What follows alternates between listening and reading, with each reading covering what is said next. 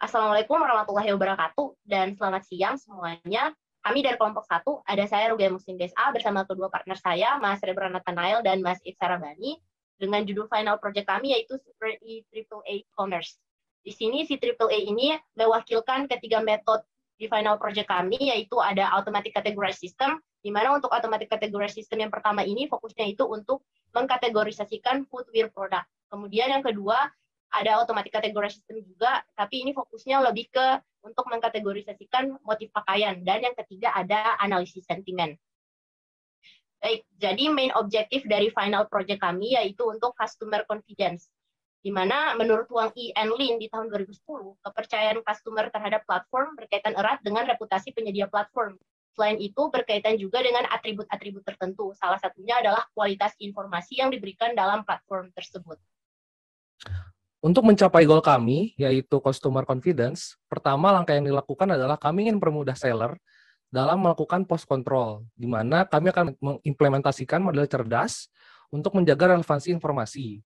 Nantinya si seller akan dengan mudah ketika dia ingin mempost jualannya, otomatis terkategorisasi dengan mudah. Di sini kami melakukan contoh pada footwear product dan juga clothes pattern. And then di sini juga kami melakukan analisis kepuasan pelanggan dan produk yang sudah dibeli. Next. Ada 3 buah hal yang penting dalam proyek kami.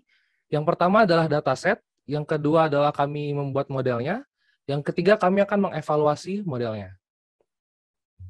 Ini adalah hasil dari base model yang saya buat pertama. Lalu kemudian saya melakukan transfer learning dengan MobileNet V2. Lalu kemudian saya melakukan fine tuning dengan MobileNet V2. Lalu kemudian didapatlah hasil sekian, yang kemudian saya memilih MobileNet V2 dengan fine tuning sebagai model pada aplikasi yang akan saya gunakan. Selanjutnya akan langsung ke demo aplikasinya. Dapat dilihat di sini, ini adalah homepage pertama dari clothing pattern prediction yang telah saya buat. Penggunaannya cukup simpel, kita tinggal klik di sini browse files atau cari filenya. Kemudian di sini misal kita pilih motif floral ya. Terlihat di sini model mampu mengkategorikan pakaian ini sebagai motif floral. Kita coba yang lain. Di sini baju bergaris-garis. Terlihat di sini, aplikasi juga dapat mengkategorikan ini sebagai baju yang bergaris-garis atau strip. Dan then yang terakhir kita coba gambar yang grafik, kita lihat. Terlihat juga di sini aplikasi juga berhasil untuk mengkategorikan pakaian ini sebagai gambar grafik. Kemudian aplikasi selanjutnya akan dilanjutkan oleh Mbak Ega. Oke, kemudian ini adalah model yang sudah saya buat untuk mengkategorisasikan footwear product, di mana di sini saya menggunakan MobileNet V2 juga. Namun untuk proses trainingnya saya menggunakan Stratified Fivefold Cross Validation, berhubung karena data yang saya punya itu tidak seimbang antar kelas 1 dengan kelas yang lainnya. Nah, di sini saya menggunakan beberapa perbandingan untuk jumlah IPO, di mana untuk IPO pertama ini ada jumlahnya 50, kemudian 100, dan 150.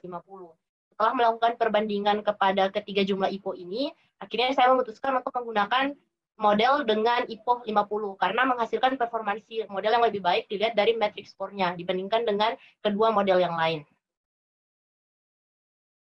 Oke, kemudian saya akan langsung melakukan demo untuk aplikasi footwear product, di mana di sini ada informasi mengenai ke-6 kelasnya, dan saya langsung saja akan melakukan automatic categorization. Di sini kita coba untuk mengkategorisasikan si boots ini. Dan ya, di sini hasilnya keluar bahwa si model berhasil memprediksi gambar ini sebagai boots dan memang benar sesuai dengan group class-nya. Kemudian kita coba untuk prediksi gambar heels ini, karena dia agak lumayan mirip ya sama boots ini dalam hal hak sepatunya. Apakah si model bisa membedakan kedua gambar ini dan mengkategorikan dengan benar? Kita lihat bahwa si model berhasil mengkategorikan si heels ini sebagai heels sesuai dengan group class-nya.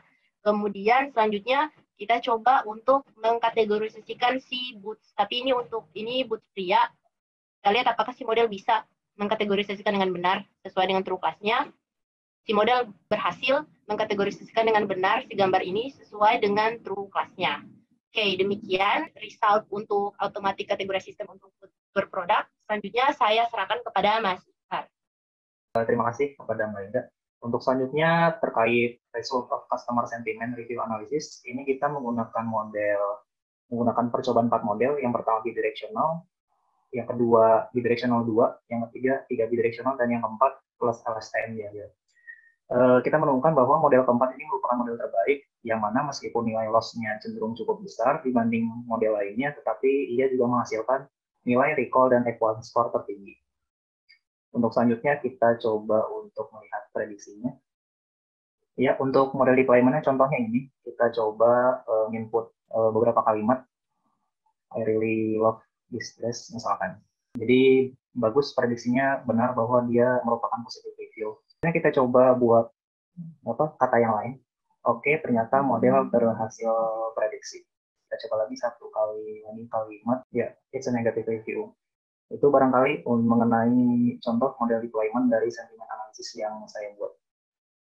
Untuk di tahap diskusi, kita sebetulnya dari model yang telah kita buat, baik dari computer vision ataupun NLP, kita bisa membuat improvement dari ketiga model tersebut. Yang pertama, kita bisa mengumpulkan lagi data terkait gambar ya tentunya, entah itu untuk corak baju ataupun untuk kategori sepatu. Nah, terus yang kedua, kita juga harus menambah juga data yang kita punya. Jadi kita nggak cuma mengklasifikasi berdasarkan sepatu ataupun baju, tapi juga kita bisa mengklasifikasi barang-barang lainnya yang terdapat di e-commerce. Dan untuk yang ketiga, kita juga bisa untuk, ini pada khususnya di model NLP, kita bisa untuk mengeksplor lebih banyak, lebih dalam terkait dance yang kita terapkan di NLP. Di satu sisi, kita juga belum mencoba metode transfer learning seperti BERT untuk sentiment analysis, jadi kita bisa improve ke sana. Di sisi lain, untuk implementasi ke depannya, dengan adanya kita mengumpulkan lebih banyak data, model kita bisa mengenai lebih banyak produk yang ada di e-commerce. Yang kedua, NLP-nya, ketika kita mempunyai model ini, kita bisa menggunakan NLP ini untuk marketplace yang lain, nggak cuma di satu marketplace saja.